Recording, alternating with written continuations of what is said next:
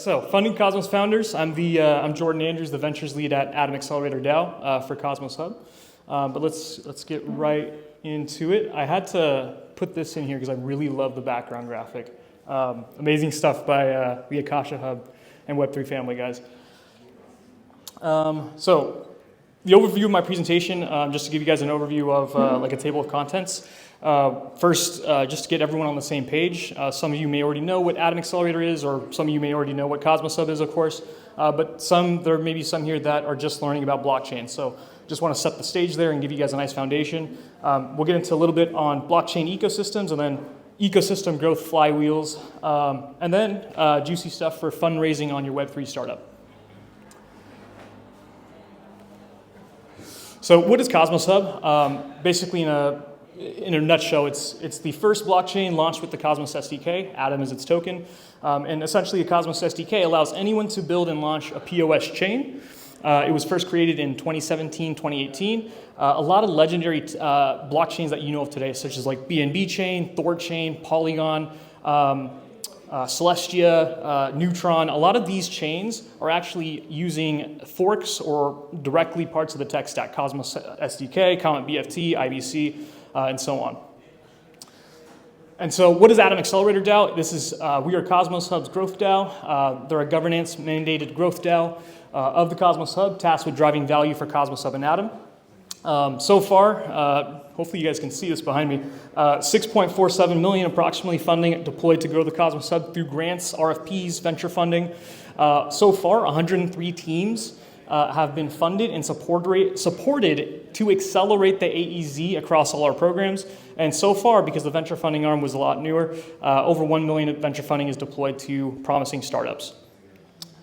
And then an overview of our programs that we offer, ecosystem grants and RFPs, quadratic funding. We do this in partnership with Dora Hacks due to their amazing platform, and the venture arm that we're running for builders. Not going to read this line by line, but here's a nice overview. If you guys want to screenshot it, feel free to, but I think also Adrian might be posting these slides up somewhere as a resource. But these are some of the things that we do for Atom Accelerator and the builders within Cosmos Hub. Product development, user experience, growth and market expansion, community building and engagement, and then also launch strategy and ecosystem integrations. But let's break down like what are blockchain ecosystems. Well, I liken them to like cities or countries around the world. Essentially, they have their own culture and customs, infrastructure and construction and engineering standards for countries and cities, economic drivers, forms of government. It's all varied worldwide, right? And then they usually have their own type of currency. Well, we see a lot of parallels with blockchain ecosystems. A lot of blockchain ecosystems today are actually developing their own community culture. They have a preferred tech stack, virtual machines, open source development, APIs, dev tooling, token standards, the list goes on and on. They have their own forms of governance, right? You see that in Cosmos, you see that in other blockchains, and they're unique USPs, right? They're selling points. And then they also have their own types of cryptocurrencies, right? And so this is a brief overview, just highlighting some other blockchain ecosystems out there, like Avalanche, they're focusing on RWAs and gaming. Movement, they have a blended execution environment for Move. Solana, high TPS, great for payments. But then where does that leave Cosmos Hub? So right now, Cosmos Hub is the pioneer for shared security and restaking. And how does that fit within the blockchain ecosystem growth flywheel? Well, let's get back to that. We're going to look at this flywheel real quick. So users will then bring on-chain metrics and liquidity to applications when they start using these on-chain applications. They'll bring their TVL, they'll bring their usership, and when they're interacting with these applications. As these metrics go up, there's on-chain researchers, there's VCs in the space that are noticing these trends, and as this narrative builds, the VCs are then bringing funding to these apps and certain ecosystems and certain narratives. As these teams are now getting funding, because they're now showing signs of success or really promising use cases for blockchain, then this empowers the builders with more funding to then create more apps and infrastructure in some of these blockchain ecosystems. And then it's a flywheel because then as more applications and infra is being built out, then users are now bringing more on-chain metrics and liquidity to more applications as the quality of applications builds up over time. So we're going to look at a quick example of like one of the most successful blockchain ecosystems today, and another one of the most successful tech stacks. So for example, OP Stack, Optimism, I'm sure you guys have seen them before. If not, basically it's a framework that allows you to launch a layer 2 optimistic rollup on Ethereum. And so relating it to the ecosystem growth flywheel as before, basically users are bringing their on-chain metrics and liquidity to Base and using new applications. And what happened was Coinbase's Base L2 is now growing into, or it grew today, into an OP superchain success story. And so now VCs are bringing funding to Base applications and even new OP superchains. Investors want to find out what's the next OP superchain, that'll be the next Base, essentially. And so new builders are also generating more apps, new apps on Base, and then because they're getting funding from VCs and investors and usership, and so as more of these applications are built out, investor interest also increases. So how does this relate to Cosmos Hub? Well, essentially, with Cosmos Hub ICS, it's the best place to launch your chain. It's the restaking and shared security pioneer. And so users are now bringing on-chain metrics, liquidity to, let's say, for example, Neutron. The reason why I bring up Neutron is because it's also a place that you can launch a protocol without having to launch a full SDK app chain.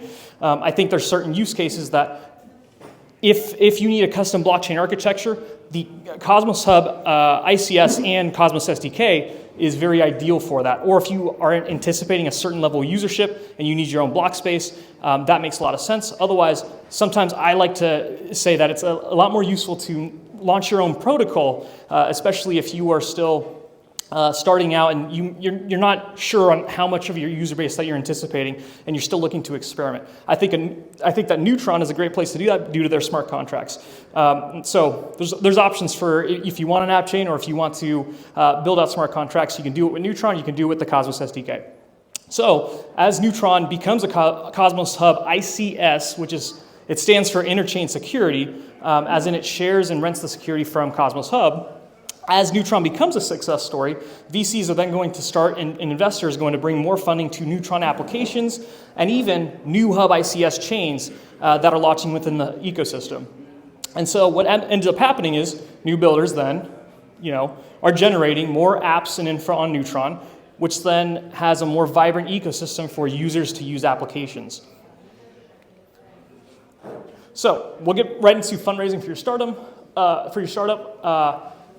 For those building in the hackathon this week, or if you're participating in future hackathons, I really want you, and if you have the intention to maybe launch it into a full-fledged Web3 startup, maybe you've seen other hackathons, you've seen tweets of builders that are like, hey, I participated in this hackathon, found my teammates, or did it with some colleagues of mine, and they ended up fundraising, and then now they're like a successful blockchain protocol or whatever that they built. And maybe you're excited by that. Maybe you want to do something similar and fundraise for your own startup, and you want to become an ecosystem builder and operator within Web3. So imagine what that startup looks like for your concept or for your idea, and then reverse engineer that and work towards it. And so just a tip and my advice for your Web3 startup, you want to lead with the product first. Tokenomics and value accrual, that's always important, but you want to make sure that your product or your application or your dev tooling, your infrastructure, whatever you're building, is that you want to make sure that you're attracting users and attaining traction and usership. So distribution and traction is king, especially when building your startup. And then we'll get into crafting your cap table.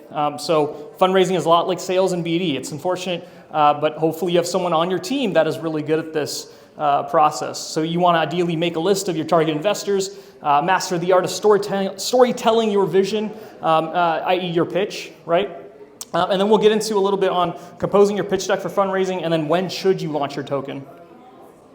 And so who do you want on your cap table? If you're fundraising, you're talking to investors, VCs, maybe you're considering crowdfunding, who do you want on your cap table? So for those new to this, ideally you want to target capital that provides platform support. Well, what does that mean? Ideally value-add investors that are willing to push forward your mission. Maybe they have some sort of expertise or guidance in their past, in their background that can really fill gaps within your team that you may be lacking. And so ideally you want to treat your cap table of investors and VCs and angels like picking additional part-time team members, because that's essentially what you're doing. So you could take capital on that doesn't have platform support or value add, but I would really encourage you to be picky as to what investors you're bringing on and what they can bring to the table. So make your target investor list based on this. And like I said before, you can also consider crowdfunding platforms to increase your surface area of value and investors. So consider platforms maybe like, this is not exhaustive of course, but like platforms like CoinList, Republic, Eclipsify. These last two are becoming really popular, Echo.xyz, Legion.cc.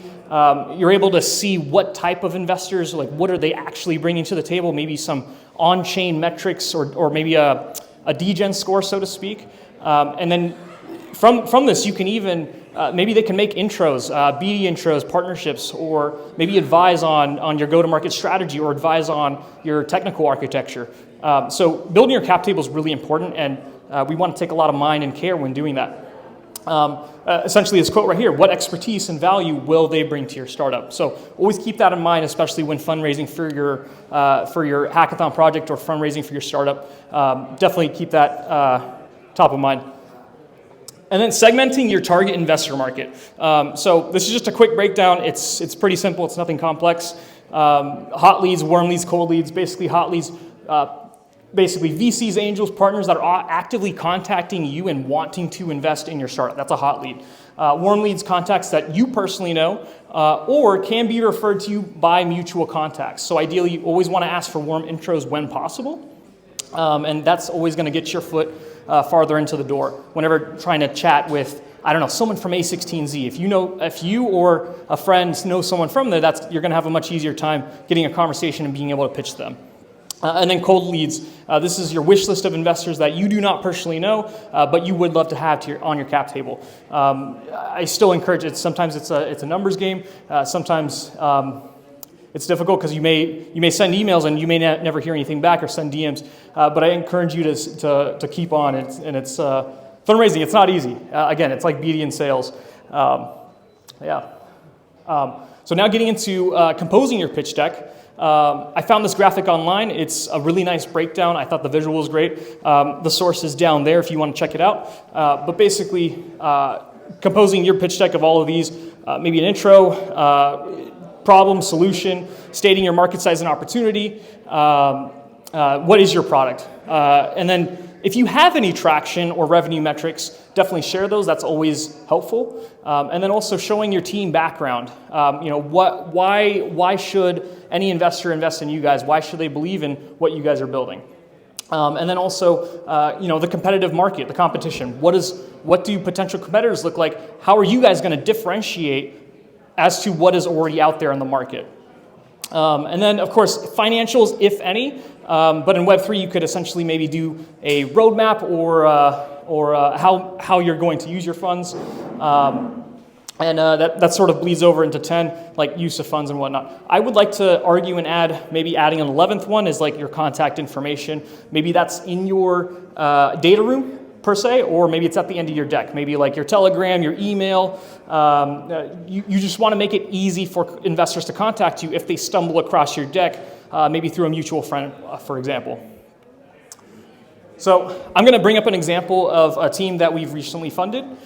This investment is not public yet, but it will be soon. And so Sphinx, they're building a Cosmos Hub ICS chain. They're bringing RWA's real-world assets to Cosmos Hub in that ecosystem. And basically, they're going to bring on-chain commodity and futures trading through their platform. They utilize Cosmos Hub ICS because of the custom architecture. They want it to essentially be the decentralized NASDAQ, if you will, or the CME.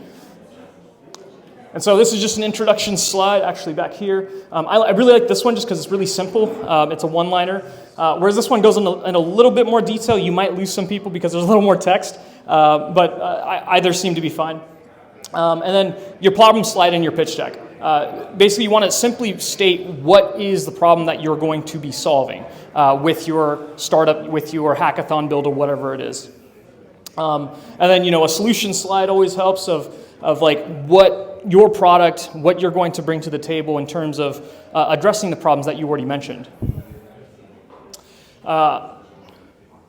And then, this is a solution slide too. They just go a little more into it. So for Sphinx, for example, if we go back real quick, so the problems that they were solving, outdated trading windows, locked up capital, unnecessary costs.